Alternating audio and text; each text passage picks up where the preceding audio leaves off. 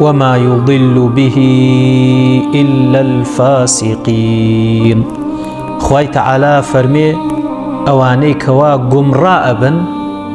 تەنها گرۆهی فاسقەکان، تەنها فأما الذين آمنوا ئەوانەی کەوا ئەهلی ئیمانن، ئەوانەی کەوا ئەهلی ئیمانن فيعلمون أنه الحق من ربهم، ئەهلی ئیمان بەم نمونانە تێئەگەن کەوا ئەمە حەقیقەتێکە و لەلایەنی خواوەیە و نمونەهێنانەوە بە ئەم مێشوولە و عنکەبوت و باقی نمونەکانی تر لە قورئانە بۆ ئەوەیەکەوە دەرس و عیبرەتی لێوەربگیرێت، بۆ ئەوەیەکەوە بێتە جێگەی سەرنج و تێڕامانی ئیمانداران،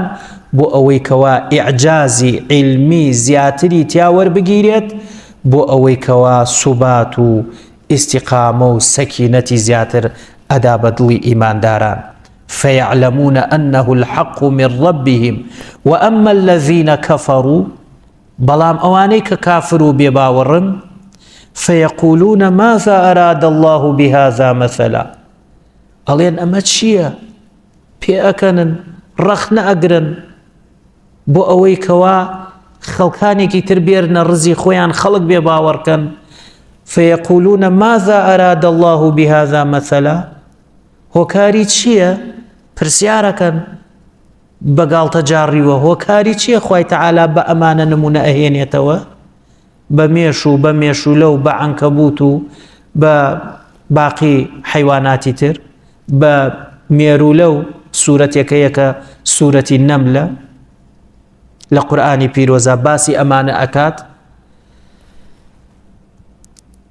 يضل به كثيرا ويهدي به كثيرا.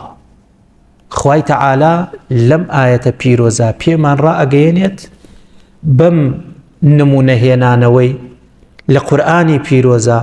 بەباس کردن و نمونەی مێشولە و عنکەبوت و باقی وردە حەشەراتی تر و باقی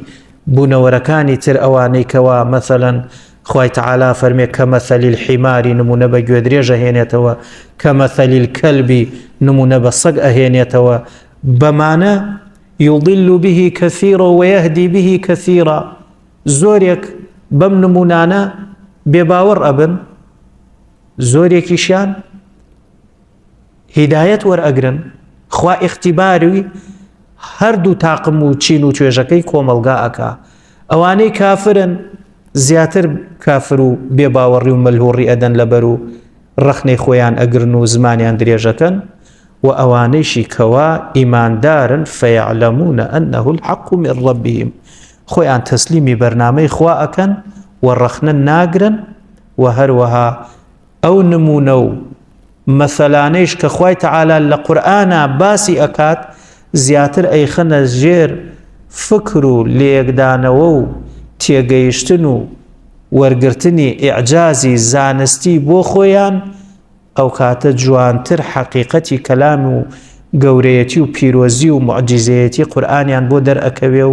و ئیمانیان بەرزتر ئەبێ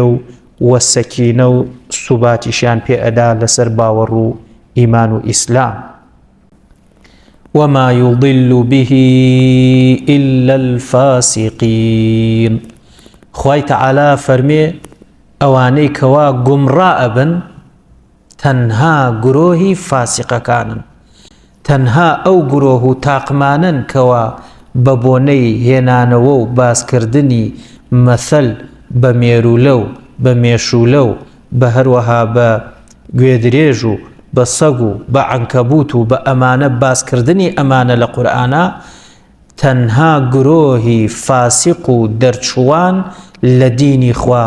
گومڕا ئەبن پێی. ئەنا ئەهلی ئیمان هیدایەتیان پێی زیادەکە، ئیمانیان پێی زیادەکە، سەکینە و سوبات و ئیستیقامەیان پێ ئەدا، چی تێڕامان و فکر و بیرکردنەوەیان لە